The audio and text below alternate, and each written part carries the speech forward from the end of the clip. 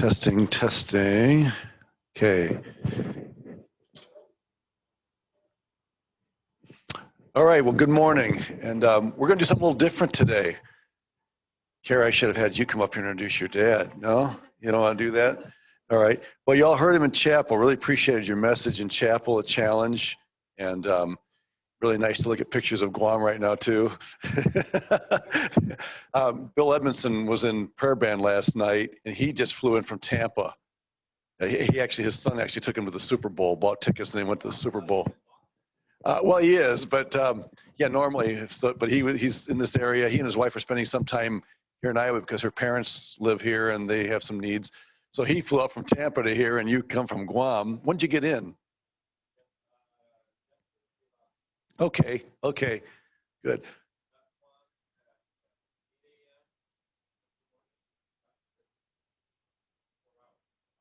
Oh, man. Yeah, that's weird.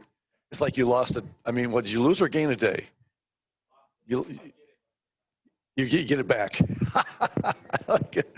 Well, good. Well, I've asked Brother Walton to share something special he'd like to share with the group. So go ahead and take your time, and we'll have a word of prayer together, and I'll turn it over to you. All right, and I'll give you the mic here since this is being recorded for our online students as well. Thank you, Father, for the privilege of meeting. Thank you for the challenge in chapel, and Lord, we pray that you would help us as we look around us to be aware, to be sensitive to the needs that you bring to our attention, and to live out the principle of James chapter 1 as we heard so well. Thank you for Brother Walton and his ministry in Guam. We pray that what he has to say to us today would be a challenge, a blessing, and encouragement. I pray in Jesus' name, amen. All right, come on up, and you can just pin this on you if you want or whatever, and all yours. Well, thank you, Mr. Lounsborough. I appreciate this class and getting a couple minutes with you. I have kind of a very specific purpose here, but I thought I'd take advantage of the opportunity to tell you a little bit more about Guam and some long-term pictures. I had somebody tell me one time about Guam and about Harvest Ministries, and this is valid, this is legitimate. Am I on? Is that working? Okay. Is that you can go to Harvest and you can serve in missions without deputation. And that's true. Harvest is a mission field. Guam is a mission field. We're right on the doorstep of the islands all around that region with incredible missions needs.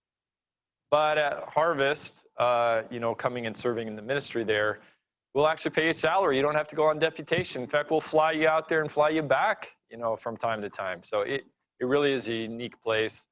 And we have many people that come and, they went to Bible college. They want to serve God, particularly education majors, because a big piece of ministry is the school. We have about 1,000 kids in the academy. So it's a big school. But there's all kinds of other pieces. If you just want sort of a place where you have a chance to be plugged into a ministry that cares about missions and is in the launch zone of ministries all around Southeast Asia, you ought to come spend some time at Harvest. It'll just open up your eyes to the world all around you. Harvest itself is very we call it polycultural. So our congregation is a mix of all kinds of people groups, and it's a sweet place. I want to read we'll see if you haven't heard about this verse, these verses before in your missions class, but Matthew chapter hang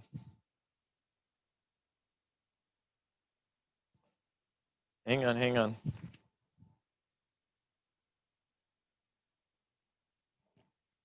Put my marker in the wrong place. Hang on with that. So we won't talk about that yet, because I can't find the verse I was looking for. I want to tell you about two things, though.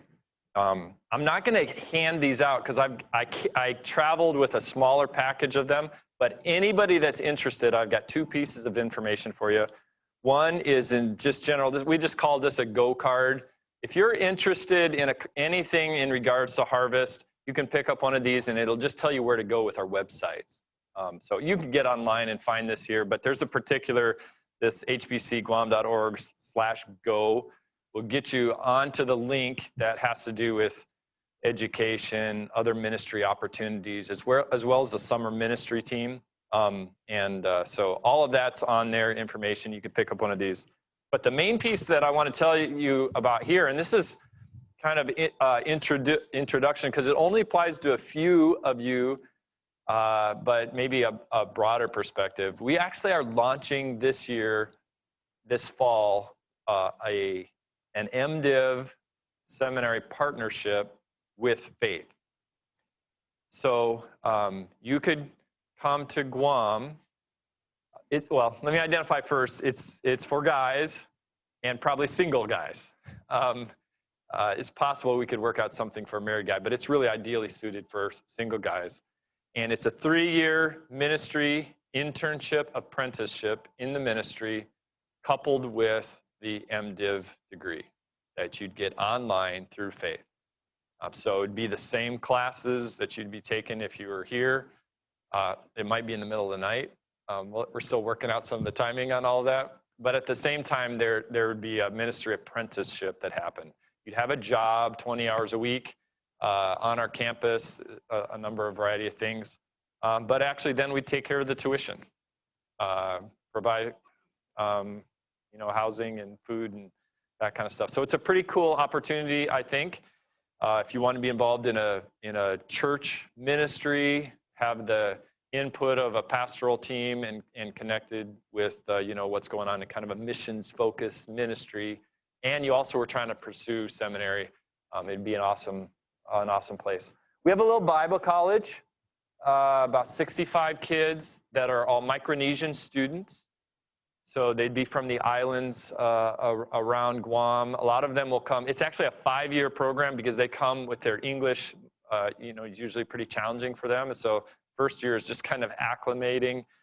The Micronesian islands vary. There's some of them that are a little bit more advanced, but many of our kids come from islands where there's just nothing there. You can get a boat on or off, but there's no electricity, there's no power, there's no car.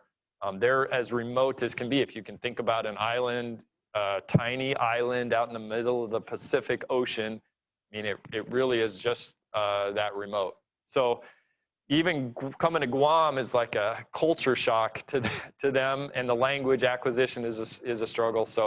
But we do have a 5-year program, and those kids will come and be a part of our Bible college. They live on campus, work on campus, and then our vision is that they'd go back to their islands with the gospel church planting. And over the last 25 years, God's used that in an incredible way of ministry around those islands. So anyhow, this particular that I'm talking about here has a chance to really be involved in kind of a broad variety of missions-focused church ministry. And I asked if I could get some chances here on campus to talk to the guys, particularly that would be interested in seminary, and to just throw this out. There'll only be a couple spots per year. It's a financial investment for us, so we think we'll have a cohort of 8 to 10 guys when we're done with this, and probably only 2 to 3 per year. So I think it'll be a little bit of a not competitive, but there'll be an application process. There's an application process you can see on that. But if you're interested, talk with me. I'll be here all through this afternoon. We got a couple guys coming in next week that you could talk with them if you're not able to catch me. And we love talking about missions. We love talking about ministry. If there's other area that you feel like it might be something you could be involved in, I'd love to tell you about Harvest and what God's doing there. So be okay, Mark, if I actually, questions, and I'd like to pray for you guys too. Anything that would be helpful for you, information just generally about Guam or Harvest or ministry and missions in the Pacific region? Yeah. I can't remember if I got this from Guam, but somebody recently mentioned something in the area of missionary nursing as well. Did that come from you folks? It is, yeah. Well, we have a need right now, actually, for a nurse. So our nurse is leaving. So we actually are looking for a nurse if you know of anybody that would be willing to come out. So yes, that's an opportunity right now.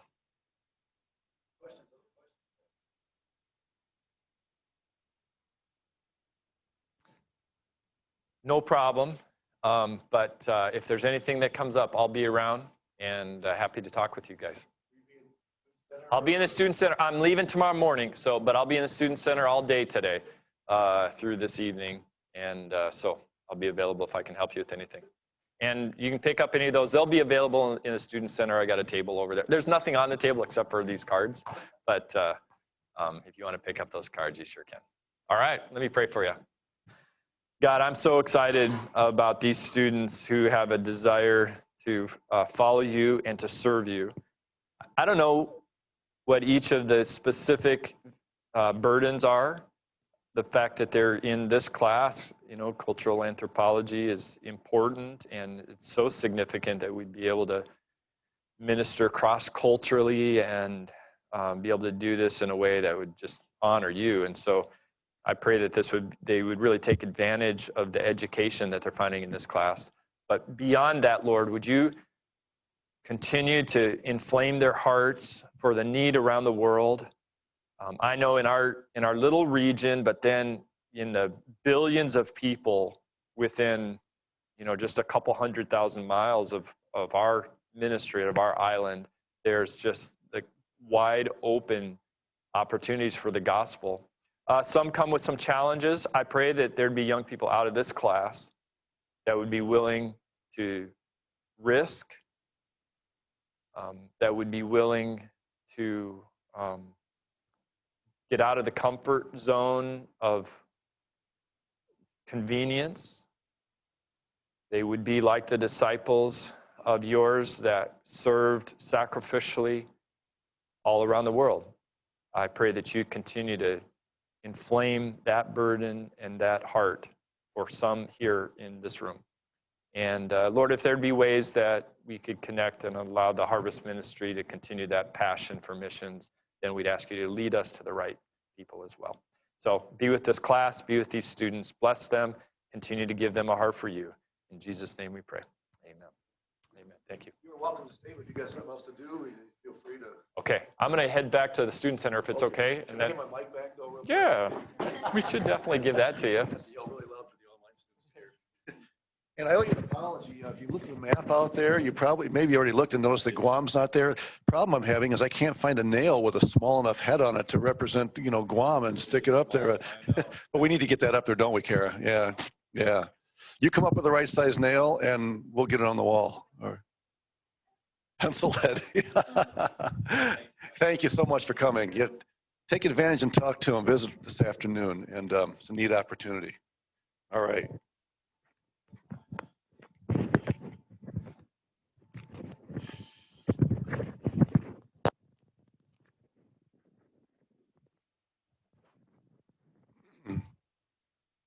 Okay, let me share a screen here, and we'll get underway with our topic today. All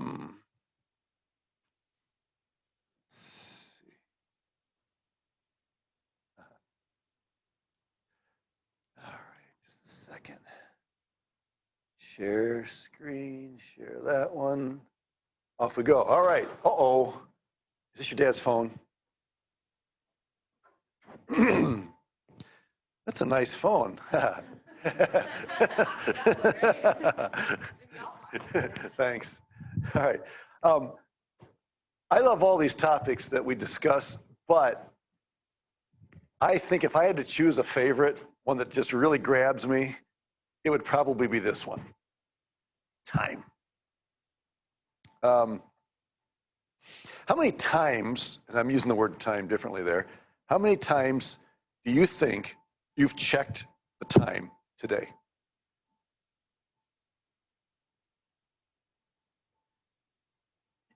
There's probably no way to answer that question because you do it so automatically and subconsciously that you're not even aware, right? I have not worn a watch since I left Brazil because I've always had a phone, but I've never checked the time more, than I have since I stopped wearing a watch. Sounds a little weird, but we were very time conscious. Let me ask you this. How many of you find yourselves highly exercised by punctuality? The idea of being 1 minute late just tears you apart. You're super punctual. You're that way? Yeah, and you grew up in Germany. Okay, that fits. Yeah. You the only one? Nobody else here? You just absolutely hate being late. You that way? I'm probably overstating a little bit, but. So you just gave us a motive. The reason you don't want to be late is because you feel like you're disrespecting people by making them wait on you. Yeah. Anybody else that way? If you show up late, you feel like, oh man, these people are here waiting for me and I'm being disrespectful, disconsiderate of their time. Now, is there anybody here that just really doesn't care about time? I mean, if didn't you grow up in Michigan? Oh, Minnesota. But didn't you live in Michigan for a while? Yeah. You're, because I know you haven't adjusted to Guam that quickly. It hasn't been that long. So what do you attribute that to? You don't mind being late. I mean, we tease about that actually. Remember at the beginning of the semester, we talked about the element of personality. And, is some of that maybe personality? I don't know, in your case.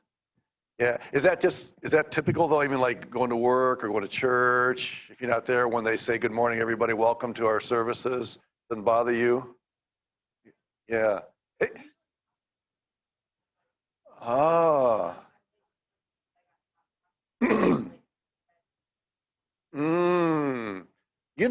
This is fascinating because what you just said is a perfect illustration of almost all of Latin America and Guam and Asia.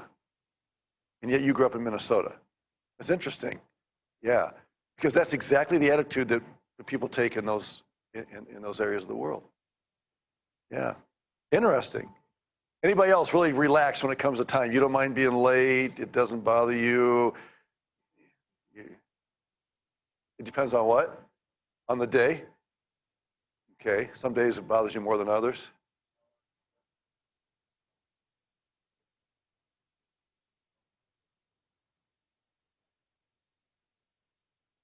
Oh, so it's not so much the day as it is the event. It depends on the event. Yeah. Okay. When it comes to class, and some of it depends on whether the prof counts you tardy or not. Some profs are more given to that than others are. I usually don't even notice when you walk in. No, I shouldn't say that. You might take advantage of that next time. But all right, I do notice when you come in. All right, let's talk about this. Punctuality versus relationships. Okay, this is a fascinating subject, and feel free to chime in. When my dad was getting close to retirement, I remember him saying, I can't wait till I retire. The first thing I'm gonna do is take that clock off the wall. He retired at 62, he got an early retirement, and he died at 89, and he never stopped looking at the clock. Even in his retirement years, he said, man, this day's gone by already, and look, it's already 6:30. So what does that mean? That means that he grew up in a culture that was time conscious. He had a job that was very, punctuality oriented, and even after retirement, he couldn't get it out of his blood. And I'm guessing that whichever way you're wired, this is one of the most difficult of all of the values that we study to change. I spent 19 years in Brazil, and I never got over my hyper punctuality, not wanting to, and frankly, I'll just be honest with you, Liz, it wasn't so much that I didn't want to disrespect people's time. I didn't want them to look down on me for being lazy and inconsiderate. It was really more of a pride issue than it was worrying about them. I'm sure yours was the other way around, but I wanted people to think highly of me. Look at he's organized, he's punctual, he's whatever. All right, and he's what else is going on here? I got to hurry up because time's running out. Okay, so What time is it, or do we even care? Let me ask you this question. Define time. What is time? We all know, we all live in this thing called time, but what is time? How do you define it?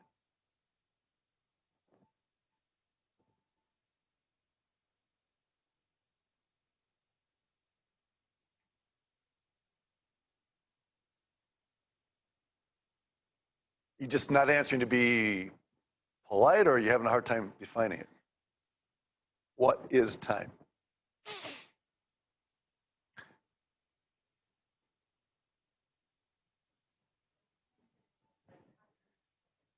It is a measurement. That's good. That's a good start. Yes, it's a way of measuring something, right? Time. Good. Somebody else. What is time? Pardon? It's relative. What do you mean?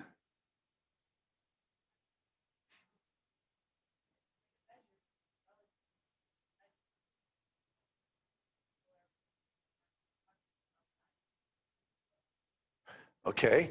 All right. It is relative. Okay. All right. Good. Good. Somebody else. Yeah. I knew somebody was going to do that.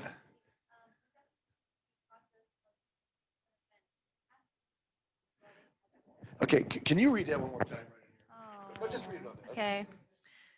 The indefinite continued process of existing and events in the past, present, future regarding as a whole. All right. Now, where's that from? Is that on Wikipedia or something? Or yeah, and the fact that definition is so long, hard. Now, really is. Speaking of pinning. All right. Oh. Anybody else want to go home? All right. Okay. Somebody else want to chime in? Those are. Has time always existed? Yeah.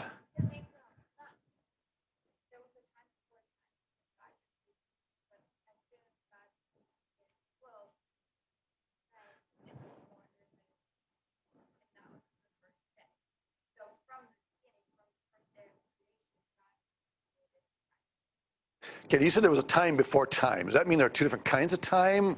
A time before, and now a time. Yeah, that's a good safe answer. I don't either. Yeah, we talk about eternity past. Well, that's almost an oxymoron because the word past indicates time, but eternity is timeless. So we have a hard time. I didn't plan that. We have a hard time even defining God's eternal existence without throwing time into it. We say God has always existed. Well, always is a time word, right? God existed forever. We're going to exist forever. Those are time words. We can't get away from it. And the reason for that is because God created the universe in time and space. Those are two things that we just can't get away from. All right, so do we care? Of course we care. The question is, what does your care look like? The way you care about time, the way you care about time, you may look totally different, okay? So what is punctuality? Now that's a little easier to define. Give me a definition of punctuality. Okay, arriving at a time that has been set. I think punctuality etymologically is related to the word point. The idea of, you puncture something, you're putting a hole in a certain spot. Punctuality is a point of time, okay? Now that point isn't the same size for everybody, okay? We'll talk about that in a little bit. Here are two ideas that often stand in contrast to each other: punctuality and relationships. The two really need to go together, but in most cultures, one of them trumps the other. So in the Western world that we live in, which one of those two ideas trumps the other? Punctuality, okay? And why? Why is punctuality so important in the Western culture? Pardon? Time is money. Yes, and this became especially dominant during the Industrial Revolution. Exactly. Let me grab my notebook. So you're wondering if we're going to get started filling in the notes sooner or later. Time words, sooner and later. See, we cannot get away from it. We are hopelessly bound to time. Okay. All right. So punctuality is normally associated with that which is short term. I have to be somewhere today. I have a meeting today. I have a class tomorrow. I have to be at work at such a time. Those are short term ideas. Whereas relationships typically are more long term concepts. So when you deal with the conflict between punctuality and relationships, you're really dealing with the issue of what I need to do right now and what matters down the road. See?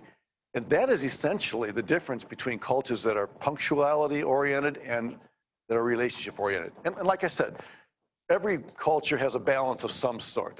Both of them are apart. The question is, which one tends to pull the strongest? Okay? All right. So a couple of initial words of advice. They're in your notes. Perhaps this is the most difficult one to deal with. It really is a tough one. And part of that is because time is money. And it's not just money, but you know, as a student, your time to study is, you know, it's valuable. You have an assignment due, and so even though you don't think of it in terms of money, I mean, you are paying for the class, but. And the letter B, we are not going to change people's orientation on this. I stand as Exhibit A. 19 years in Brazil did not cure me of this, and I wish it had. I really do. I mean, I wish I was less. It's interesting. When we get ready to go to church on Sunday morning, I'm the first one in the car, and my wife is, you know, she's always after. Now I'm probably confessing I should go out the door with my wife, but usually she grew up in Brazil, and she is not as time conscious as I am. And I have two sons that were born in Brazil, and neither one of them is as time conscious. When my son says we'll be over about 1, I'm thinking it's going to be at least 1:30. And his wife, and now they have a baby. That's part of it. But even before the baby came, you know, it was still that way. They grew up in even though they lived in an American family in Brazil, they still adopted some of the Brazilian habits regarding time. And my other younger son, you know, if there's he works at PDI, and so you know who works at PDI here? Yeah, you have a little slush there, right? Was it 10 minutes before or after, 15 or 15 minutes? Okay, almost inevitably he's pushing the 15 minutes after, not because he doesn't want to work, but just that's kind of the way he's wired. And again, some of that can be personality, all right? Okay, let's look at number 2, event time versus clock time. Event time versus clock time. Another way of describing this whole issue with time is, you know, what's more important, the event or the segment of time in which the event takes place? You see the difference? One of them focuses on the parameters. For instance, if you're going to go,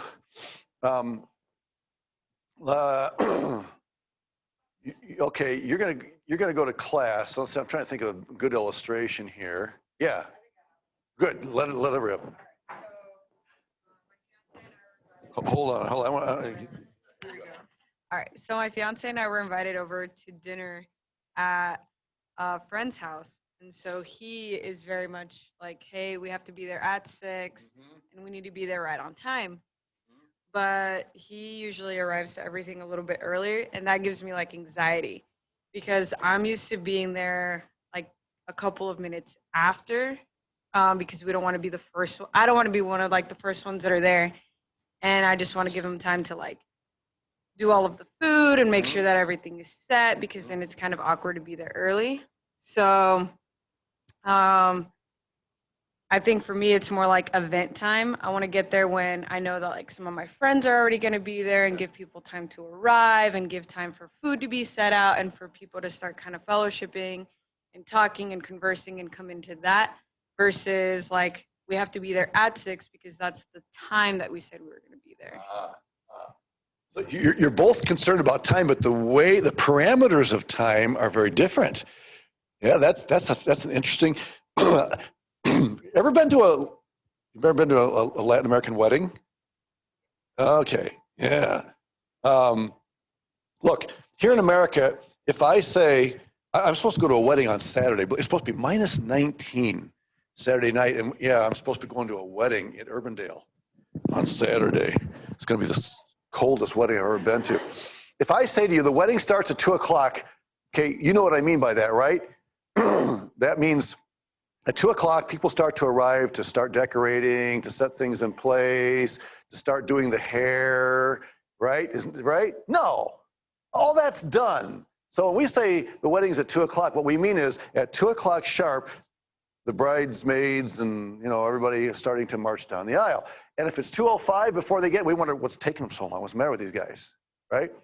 Well, in Latin America, I'm sure this is true in most any Latin American country.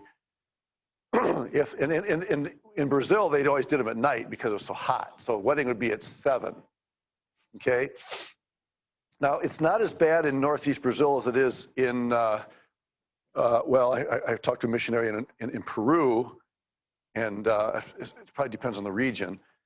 And basically, if they say they're going to start at 7, that means people begin arriving at 7. They're still putting up decorations.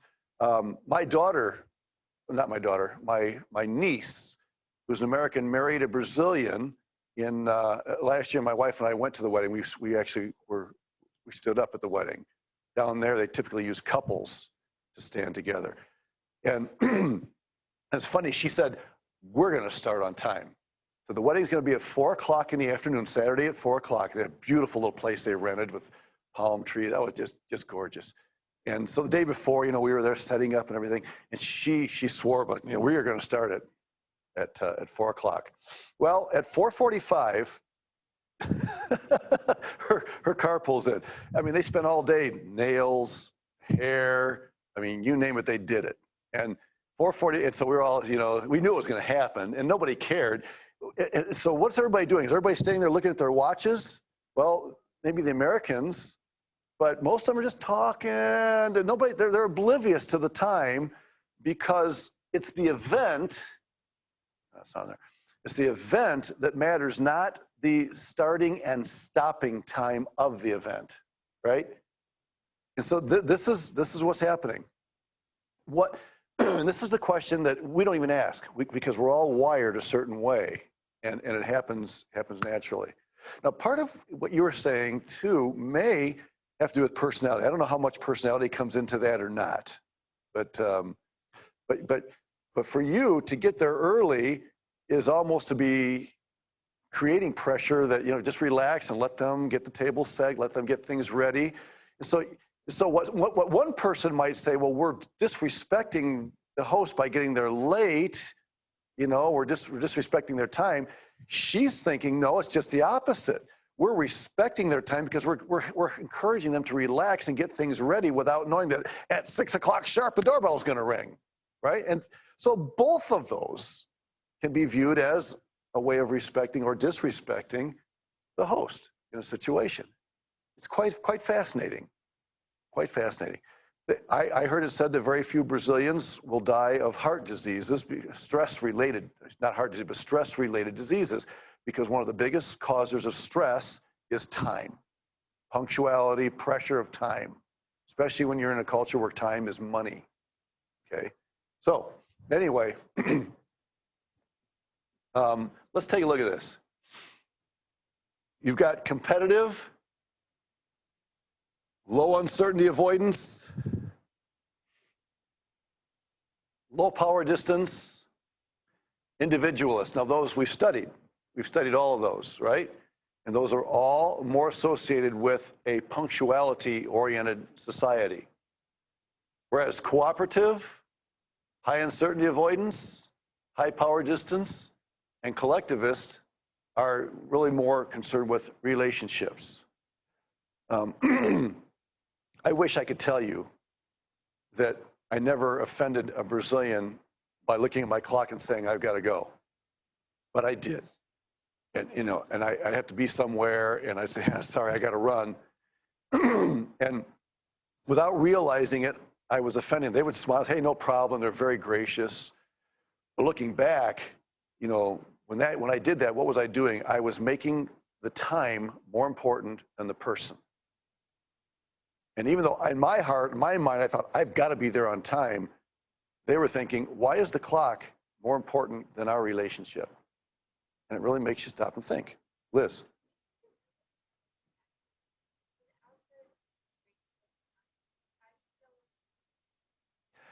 Okay, if you're conversing with somebody without constraint of time, how do you know when the conversation ends?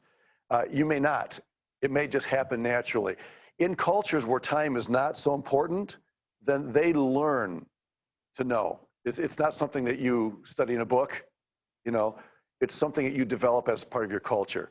In other words, in our culture, if I have a meeting with a student at 2 and I got another student coming in at 2:20, we don't have to worry about that. All I have to do is tell the student at 2:19, hey, I got another meeting here at 2 times, sorry. And oh, no problem, you know. But in a culture where that's not the case, the two of you learn together to sense when the conversation is over. And we live in a fallen world, so it's not always going to happen. It's kind of like in Japan when it comes to bowing. I was talking to a missionary in Japan. She said, when two Japanese meet each other and they bow together and they keep bowing. And I said, how do they know when to stop? And they just kind of learn. You know, they kind of can tell when they're both done. You know, they don't count 3 times, 4 times. It's just something that's they've developed that as part of their cultural mores. That's a good question. It really is. But see, what happens then is rather than the clock telling me that we're done, we're sensitive to each other, what's being said, how we feel, and then we come to that kind of mutual understanding that the conversation has ended. Yeah. It's fascinating study. I wish I could, there's so much to learn. Okay, hold on. You have something to fill in there in your notes? Little boxes? On that chart there, let me see what it looks like. Did I change that for you?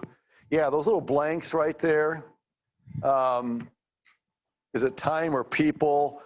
It was just a little exercise that I have given students, but because of time constraints today, basically all the ones on the left, I put a T in them because they all relate more to time. And on the right side, the collectivistic, high power distance, high uncertainty avoidance cooperative are more people oriented or event oriented. Okay. All right. I already asked you this question, what is time? But I want to show you just a couple of things that I found online. Aristotle said time is the most unknown of all unknown things. Good answer. I think the guy had it right. I have no idea what he means, but this is interesting. What prevents everything from happening at once?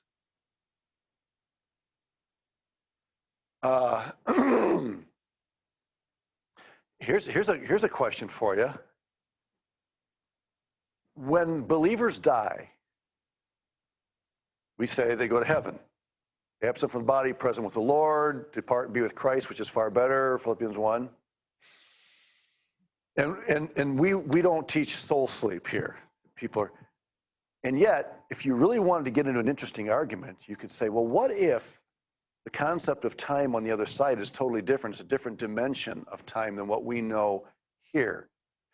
In other words, is it possible that in time, as it is on the other side, everybody's going to rise together to meet the Lord? But from where we sit and the way we understand time, everybody's dying individually and going to be with the Lord at a different time. You know what I'm saying? We judge everything based on the way that we understand and interpret time here and now. But there could be a different dimension of time that, how many of you, what's the movie, Interstellar? It blows your mind, you know? But, I mean, I don't know what you think of the movie, but it really messes with this whole concept. It makes you stop and think about it. Okay. Here's another one. A continuum that lacks spatial dimensions. You have to have time and space because, I mean, think about it. If there wasn't any such thing as space, you know, what would time do? Well, I think, I don't know. I'm not even going to try to touch that one. The continuous passage of existence in which events pass from a state of potentiality in the future through the present to a state of finality in the past. Or to put it another way, today is a tomorrow that you worried about yesterday. Right? And it's a continual passing of the future anticipation to the present happening to the past. Here's another one, non-spatial system in which events appear to happen in irreversible succession. So, you know, you've heard people say you can never go back and retrieve the past. You can't go back and undo. How many times I wished that I could just hit a Control-Z? Is that the undo in Word? Just, man, there's just a way to do that. You can't. We're in this. No going back. What is eternity? Let me ask you that one. How would you define eternity?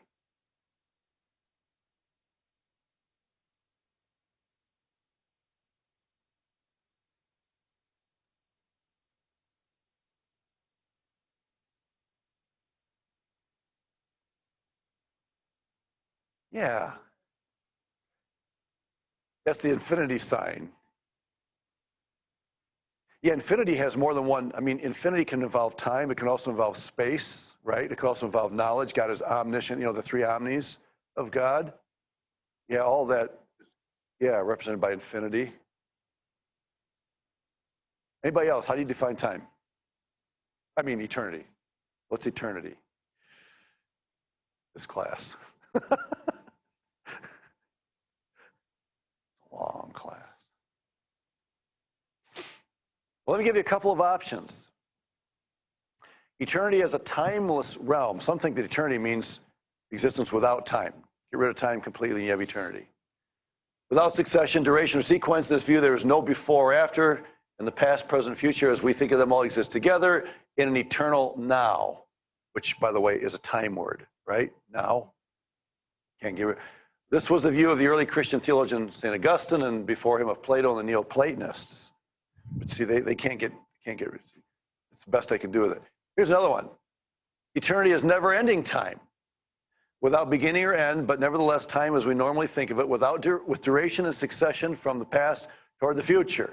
Such a view is held by Aristotle, as well as many early Christians before St. Augustine and the early modern philosopher John Locke. So notice the difference. One of them says that eternity is the absence of time, and the other one says eternity is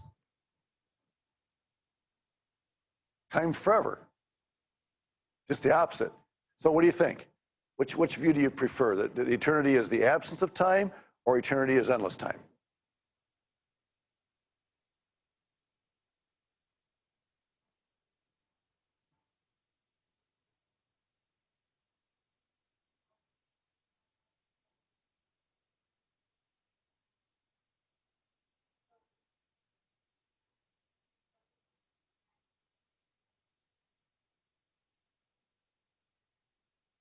Mm-hmm.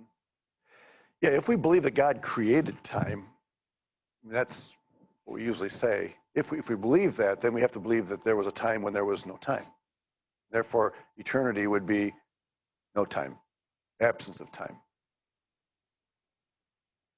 Oh, I think it's time to stop talking about this. Hey, here's a website if you're interested, exactly what is time.com. But you can see that some pretty heavy hitters have thrown this idea around, you know, and tried.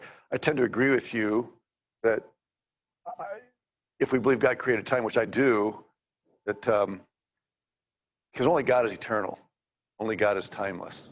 So anyway, all right, let me see. Yeah, Ecclesiastes 3:11. It's not in your notes here, but he has made everything beautiful in its time. He has also put eternity into man's heart, yet so that he cannot find out what God has done from the beginning to the end. I'm not sure what's all packed into that. Dr. Little would probably do a much better job trying to explain this verse in Ecclesiastes.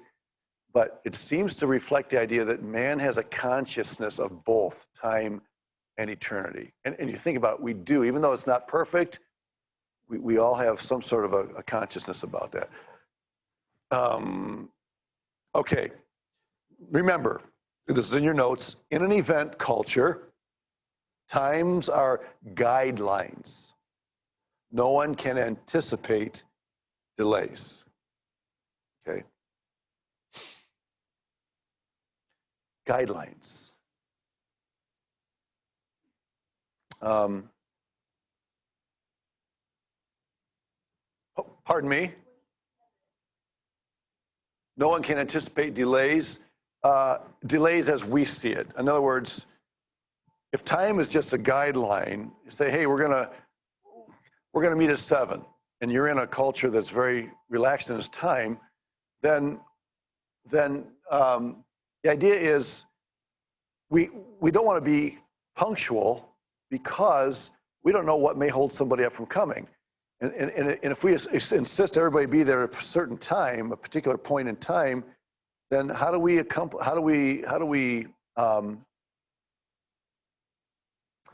what's the word I want? How do we account for delays that are unavoidable? Okay, we've all shown up late somewhere and said, I'm sorry, I was in a traffic jam. Well, what are you going to do about that? Nothing. In a punctuality culture like ours, we feel the need to explain that. Here's why I'm late. In cultures that are more that are more relationship oriented, they don't feel that same constraint. When somebody walks in late, they don't begin by saying, I'm sorry I'm late, this is why, ... Okay? And so the idea of anticipated, life is life happens. And so, that was beautiful. So that makes sense? Another thing we're going to talk about, I think, a little later is the word interruption is a big word, speaking of which.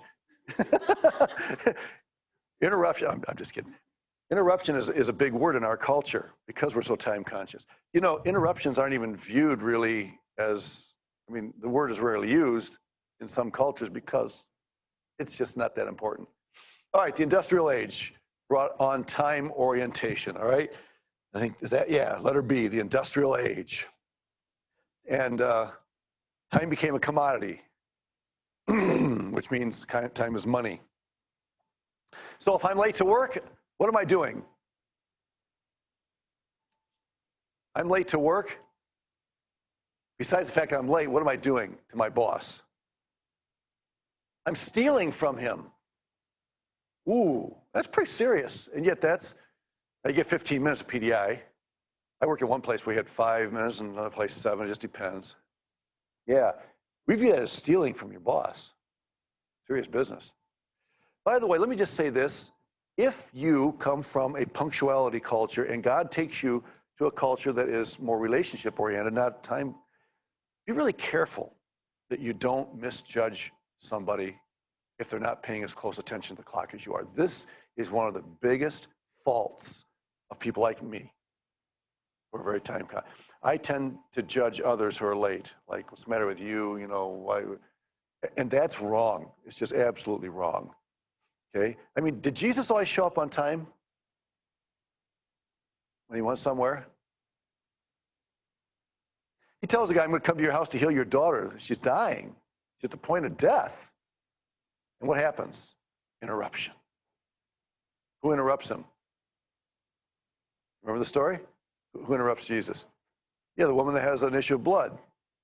Now, she's had that for years. In fact, the Bible, is it Luke? Makes it clear that she's had this for 12 years. And here's a little girl that's at the point of death. So, you know, if you're Jesus, which one are you going to, well, you're not Jesus, so you can't answer that. But I would say, Jesus, this one can wait. It's been 12 years. But he doesn't. Of course, we know why. He wants to do something greater than what they expected. All right. All right. Now, I don't know how much help this chart will be to you, but let's take a look at it. By the way, we are not going to have time to finish this today. That's all right. There are two kinds of time that I do want you to remember: monochronic and polychronic time. Mono means one, chronos means time. Okay? So monochronic means there's one schedule, and you can see it's a linear way of viewing time. 8 o'clock, I do this, 9:30, I do that, and here comes my wife. About time you got here. Oh, you need the keys to the car. Oh, okay. We're talking about time. Why are you so late? No, you're not late. You're welcome. We have a great time together. All right. Thanks for laughing. That was nice of you.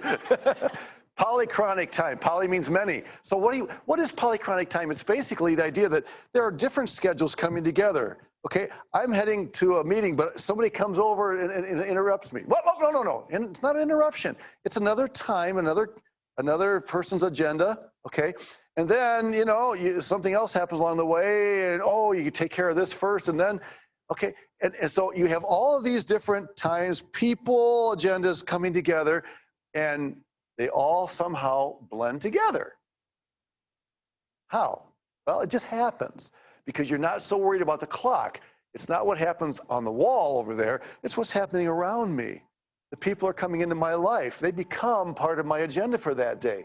I wasn't thinking about them. I didn't plan to meet them, but now they are part of my time. So the concept of interruption just kind of goes by the wayside because I'm polychronic in my thinking. My mind is programmed to entertain a number of different schedules and agendas that happen to come along the way. I'm not thinking in linear fashion, okay? All right, John 11 is a passage where Jesus delays 2 days before going to Lazarus, remember? Okay, so this is a chart just trying to illustrate that. Which is more important, A, B, do they have to be taken in a certain order? No, you can see that they're all mixed up. The starting point could be any one of these. Today I'm going to, and in fact, I think I have another chart showing that. So rather than thinking it's going to be A, B, C, D, E, it's going to be A through E sometime along the way. Make sense? So the linear idea goes out the window. And you just know that these are the things that I'm going to try to get done. Have you ever heard somebody say, just do the next thing? Don't ever, if you have a list of things to do this today, you don't start B until you finish A. You ever hear that? I can't live that way. Okay, so sequential time, monochronic. All right, I'm gonna have breakfast with Ronaldo at 8. And then at 9:15, I have a meeting with the architect. At 11:30, I'm gonna pick up an order at Staples. At noon, there's a staff lunch. 1 o'clock, I'm gonna study for a lesson. 3:30, I'm buying paint for the church. At 7 o'clock, church happens. And all this has to happen before, and in that order. Synchronous time, or polychronic time, okay? Breakfast with Ronaldo, meeting with the architect, pick up order at Staples. It's all happening this morning, okay? The staff lunch and study for a lesson, buy paint for the church. Now notice this doesn't happen after the morning. There's overlap because it's not that important.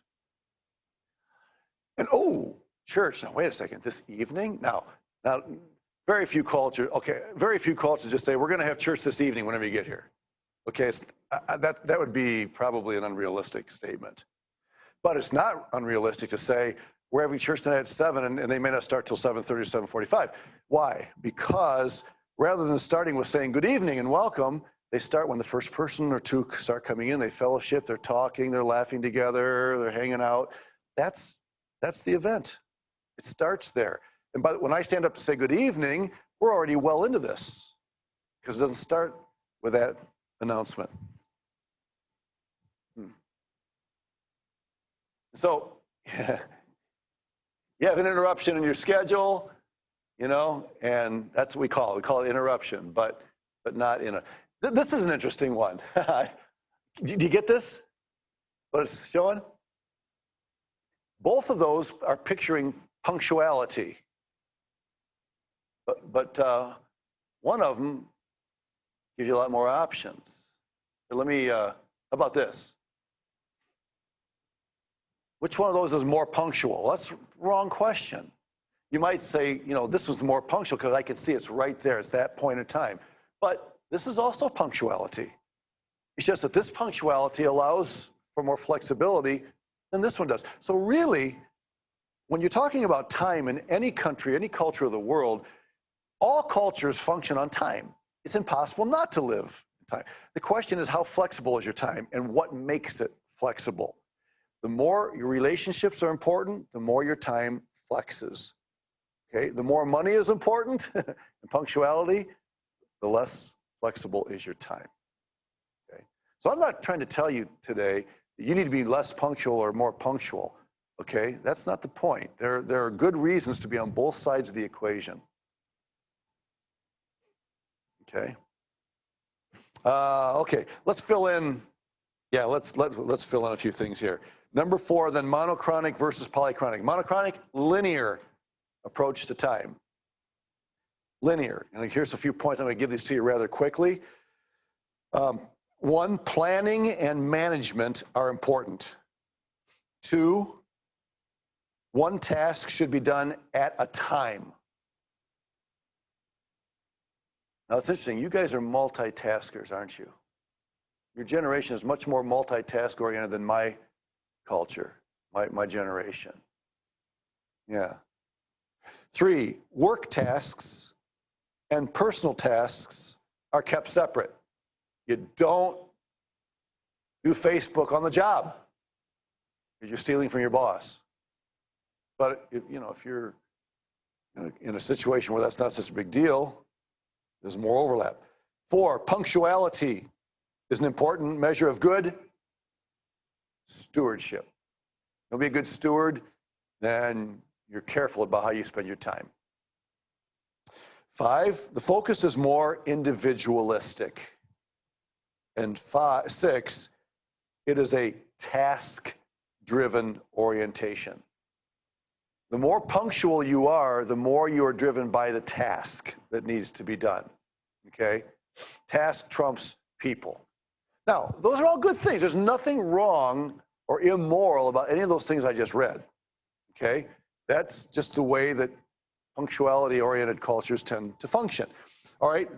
C, polychronic. Wait a minute, C? Did you say AC? Yeah, that's a different issue with your professor. All right. It's supposed to be B. I have no idea what happened. I'd like to blame Word, but I'll take the blame. Number 1, work lives and personal lives are more intertwined. Okay? Hey, you busy? No, come on in. Now, obviously, I'm not telling you to do that at your workplace, okay? This depends on the culture. But hey, am I bothering you? No, come on in, make yourself at home.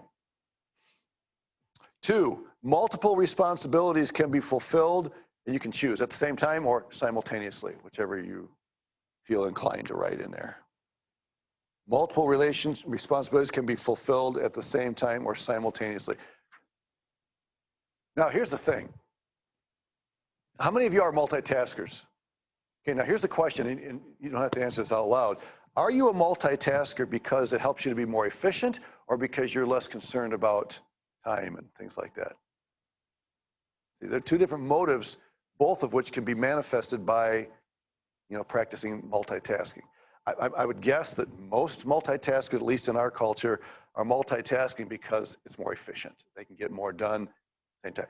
My wife, and ladies, I'm just going to tell you, I don't know how God wired ladies this way, but ladies my wife and my mother-in-law, my mom, they could watch a TV program or sporting event while they're ironing. That would drive me absolutely insane because I've got to see everything.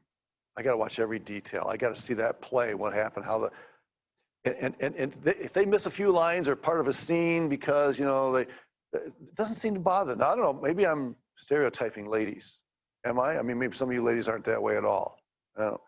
But it just seems like they have a special gift to be able to iron or cook while they're watching it. And I've got to be sitting in my chair with my eyes glued on the TV screen. I don't know. Okay. Number 3, the daily routine appears disorganized. It appears. Now notice that the word is disorganized, but don't forget the word appears. there's a certain perception that you have if you are from a punctual culture. Number 4, responding to people trumps efficiency. Responding to people trumps efficiency.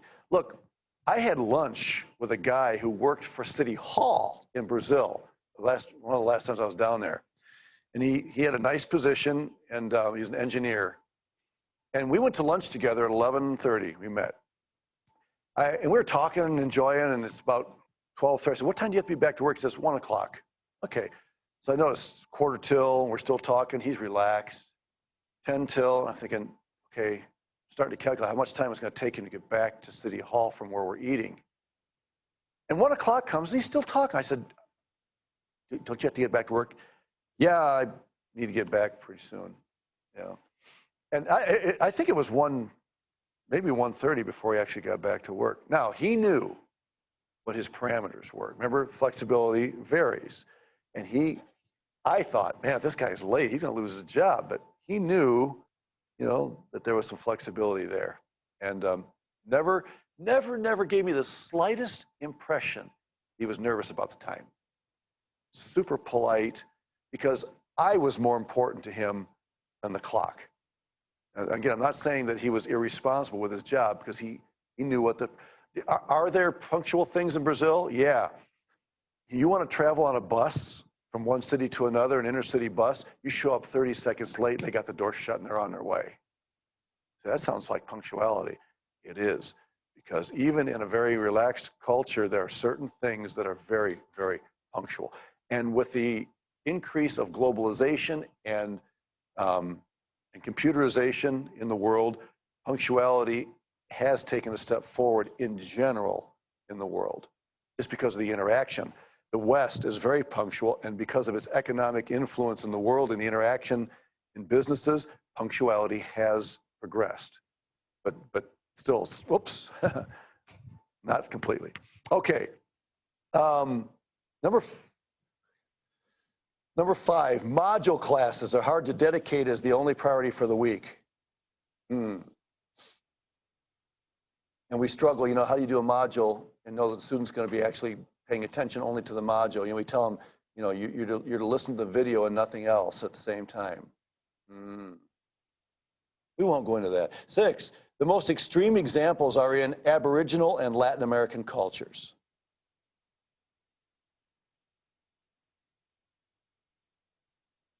I'm just going to tell you, I knew a lot of Brazilians that were very relaxed in their view of time, but also very, very accomplished in what they did. So don't ever get the impression that the more relaxed you are on time, the less productive you're going to be. That's a misconception. It can be true the opposite.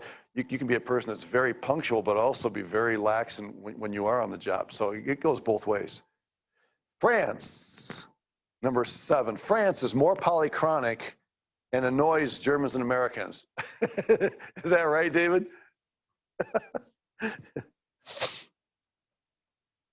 Yeah, fascinating. France is different in a lot of ways in Europe. I suppose you have to understand history more to figure that. I'm still wrestling with why France stands out in some of those ways. And we can chat about this sometime. Do you have any pieces of wisdom for us? Oh, well. Interesting. Interesting. But there are cultural reasons. Well, yeah. Yeah. Huh.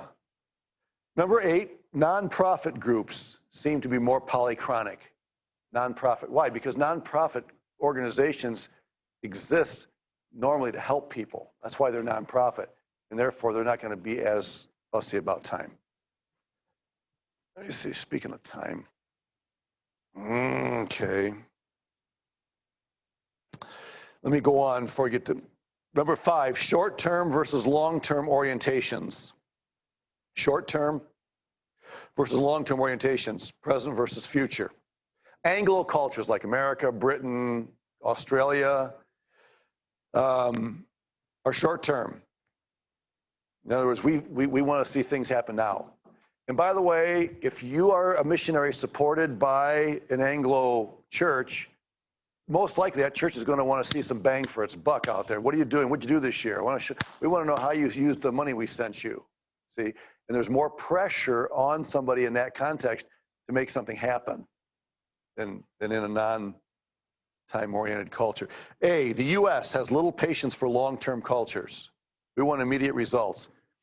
The President of the United States has how many days to prove himself? Tell me. It's out there. How many days? The first 100 days, right? That's a huge deal.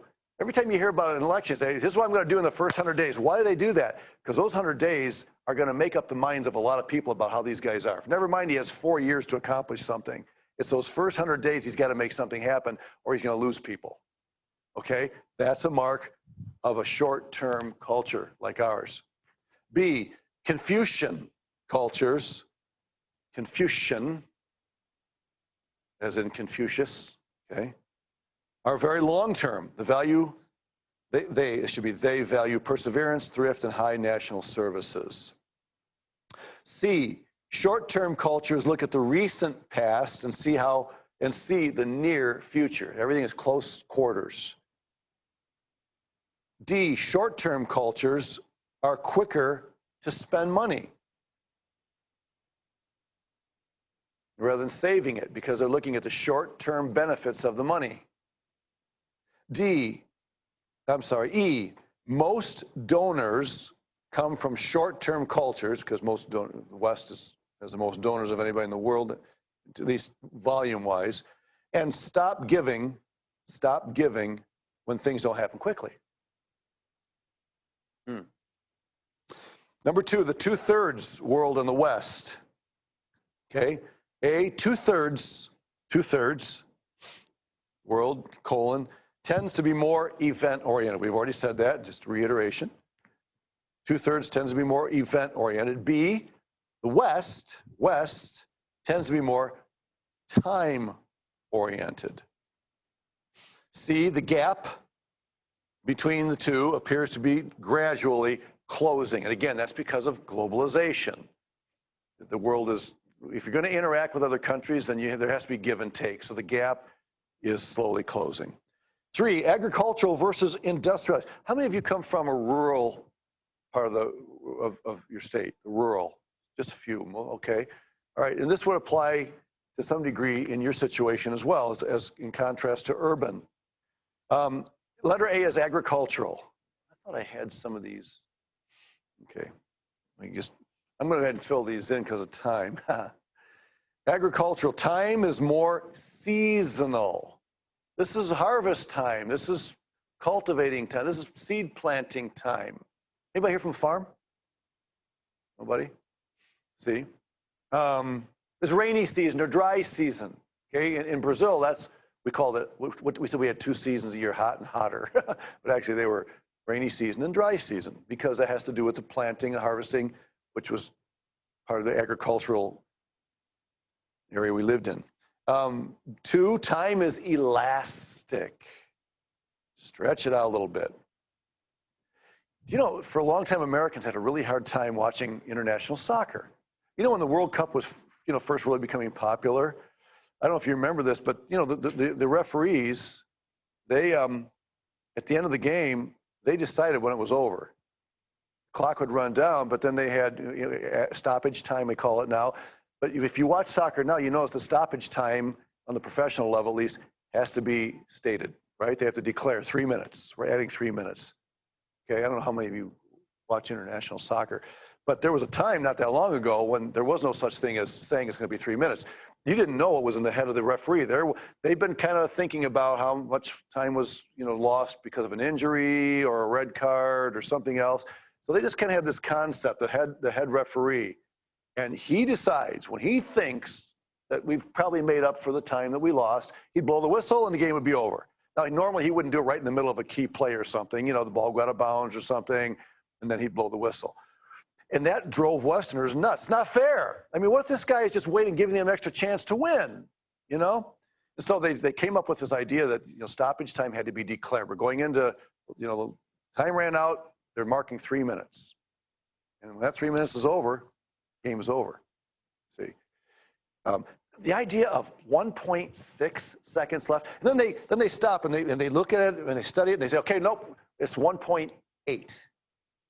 It took 2 minutes to look at the play to make sure they got it right. They added 0.2 of a second to the clock. Basketball, talking about. Okay, people in parts of the world say, what? What are you talking about? But if you understand basketball and how quick the game goes, that 0.2 of a second could make a difference in the way the game turns out. So fascinating to think about. And you're wondering if I'm going to let you out on time. 3, strict time frames may be viewed as dysfunctional in an agricultural. I mean, okay, on September 25th, we bring in the crops. Well, what if the crops aren't ready to be harvested on September 25th? You know, that's dysfunctional. You gotta wait until it's the right time. Industrial, real quickly. Industrial, the assembly line, the letter B is industrial. 1, the assembly line made time an asset. He said commodity, I think it's asset. 2, time became equivalent to money. 3, punctuality became a standard for rewards and punishment. At PDI, you get what, 8 points? Something like that in a year if you get more than 8. Huh?